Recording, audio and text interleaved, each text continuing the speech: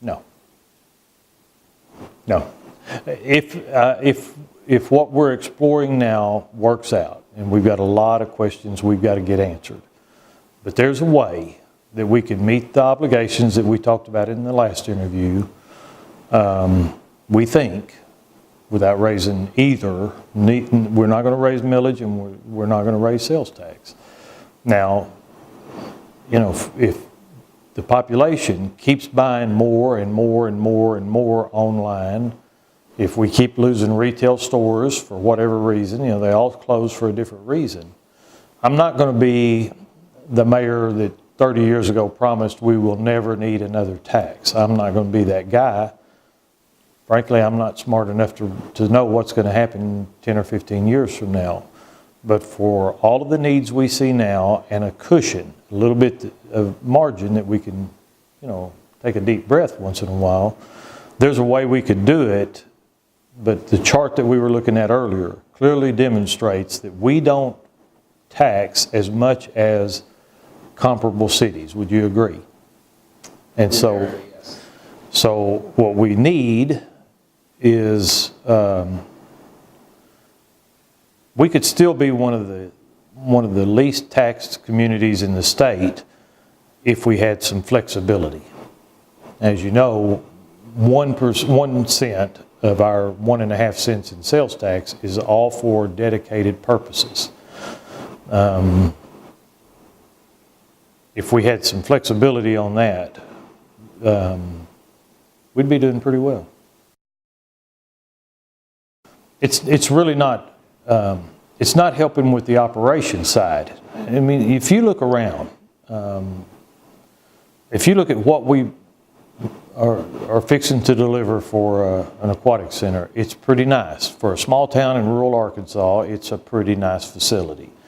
We're doing that on the Central Fire Station, and we've got a lot of stuff we deliver, I think, at a respectable level for the amount of money that we get.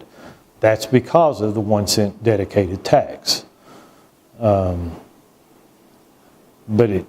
it uses up most of what we budget just to build the facility or to put in the new whatever it is. And we keep trying to do the maintenance and repairs and all of that with the same 30-plus-year-old tax structure that we've always had. This came up a couple of years ago. We recommended a 1/4 cent increase in our sales tax, which would still be fairly low for cities our size. In that process, we did a couple of town halls, and it was during one of those that this idea first came to mind. Because everybody was saying, but you got millions for this and you got millions for that. We had $34 million in the bank at that time. But you can't use it for anything other than what it was specified for when the tax was voted on. You can't transfer between funds. And so that's where it first struck me that there's a lot of cities that do similar projects, but their tax is heavier on the unrestricted side than it is the restricted side. And when you say unrestricted, that makes people think that I just get to keep a pile of cash here and hand it out, and that's not the way it works. Legislative audit will come in every year and do our audit, and you have to, whatever you spend money on, you've got to have it budgeted. I mean, it's at the point now that years ago, it was not uncommon for a municipality or a county or whatever to have a miscellaneous fund.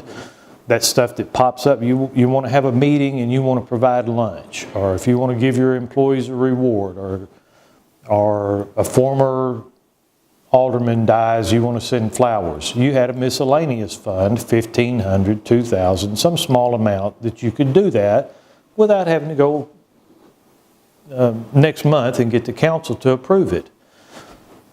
But we've done away with it, and as far as I know, just about everybody else has too. Because that's how, even if it's unrestricted, it's still very, very tightly audited. We don't, it's a marvel to me when you see somebody embezzle money from any government of any size or any type, because I don't know how somebody is smart enough, well, they get caught, so obviously they're not. There's a lot of safeguards in place to keep from wasting money or definitely, I don't see how anybody would get away with misappropriating money. No house in Maui. I'd love to have a little cabin down in Texas because we go a few times a year, but no, can't even afford that. I do well to keep up the one up there that we live in off of Turrentine Road.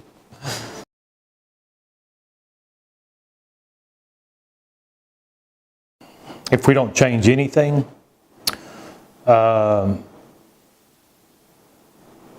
holding out hope for some partnership ideas that we've talked about, particularly with the university. I know it's of great interest to a lot of their student body. And so that could bring up the revenue side. We're hoping that 425, 415, whatever number we settle on, that we plan for the expense side, we hope that we can manage well, and maybe not the first year. You got a lot of startup expense, but as you run a program year over year, we're hoping we can look for ways to whittle that down and get it closer. But at the end of the day, if what we know right now, then there's no changes in our tax structure, we got two choices, and that is dip into our reserves, which is only $1 million. And I know at home that's a big number, but we spend a little over $800,000 a month. $1 million is not much of a reserve. So we'd either have to dip into that or we'd have to close it. I mean, that's just, we can't write hot checks. And so that's kind of the answer.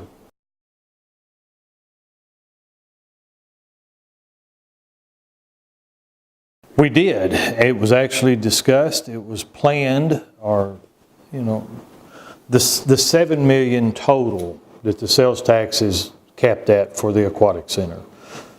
When we first started work on it, we were thinking we could build it for $5.5 million, and that would leave $1.5 million to spread over the first 5 or 6 years to supplement the operations until we can grow those two numbers together. That was something that was in one of our early goals. But it was all under one $7 million heading. And then by the time we got through designing something that met the wishes of, we had a lot of public input. That's basically what the public said they needed for an aquatic center. We used the construction management method. We put it out to bid. It's an efficient method. We had efficient architects. And it still came in right at $6.5 million for the construction cost. By the time we added in utility relocation and some other stuff, it's $6.5 million. And so, the question was, do you build less than what the people want? I mean, we still get a lot of complaints on the part about not having the outdoor part in this phase, because years ago, that was our original dream, to build it all. There was no public support. Nobody that I talked to, and I was on the council back then, there was no support on that sales tax at $12 million for an aquatic facility. I'm sure there were people that would have, but nobody was telling me that. And so that's when, and that was pretty common. And so we started talking about, well, what do you do? What do you do? And somebody came up with the idea of break it in two, do a phase one, and because Arkansas Tech had closed their indoor pool, which they used, at one time they allowed the public to use it. They had just closed it, and so now the problem is more acute than it had been, and we needed the indoor part first and the outdoor part second. And I still think, it's still, all of us on the council and myself, it's still our goal. We're going to do, as a matter of fact, we've got a conceptual drawing coming next week of phase two to let people know we're not messing around. It's not a pie in the sky promise. But At some point, the voters are going to have to do their part, which is to say, I want this bad enough to fund it.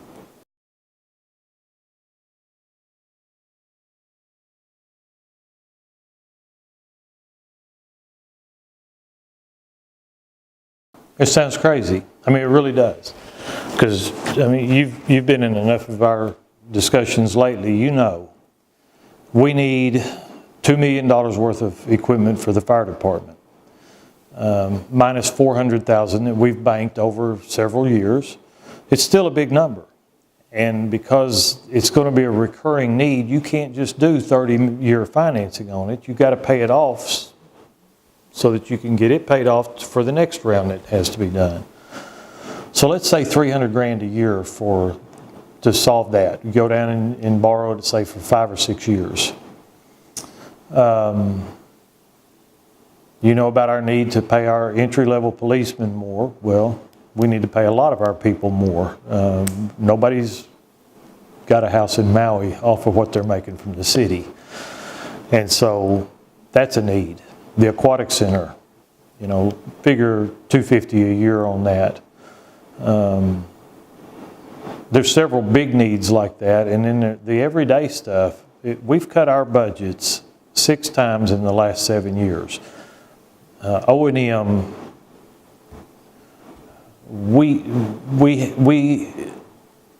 first off, you have to be extremely efficient and diligent about how you spend your money, and I'm ashamed to say that we have to get lucky too. You know, the fire department, one of our trucks, the transmission went out, it's $15,000 for a new transmission. Okay, we're going to come up with that and get it fixed, but if a second one goes out this year, I mean, it's going to be tough.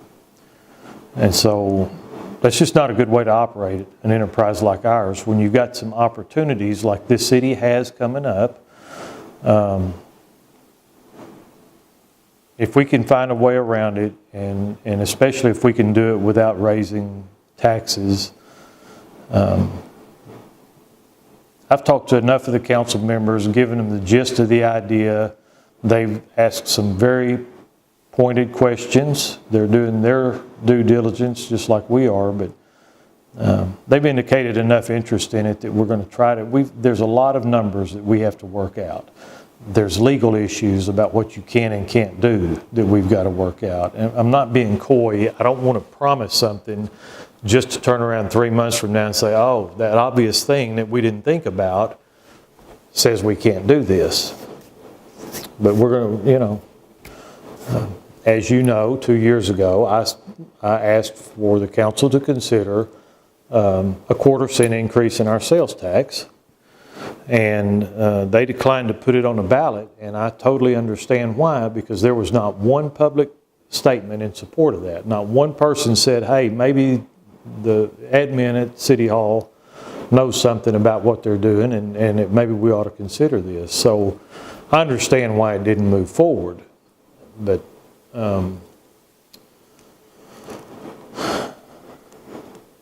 we can't keep having absolutely flat revenues and constantly increasing expenses. That doesn't work at home. It doesn't work in the private industry. It's not going to work here either. But we think we've got something, hopefully, that people will be happy about.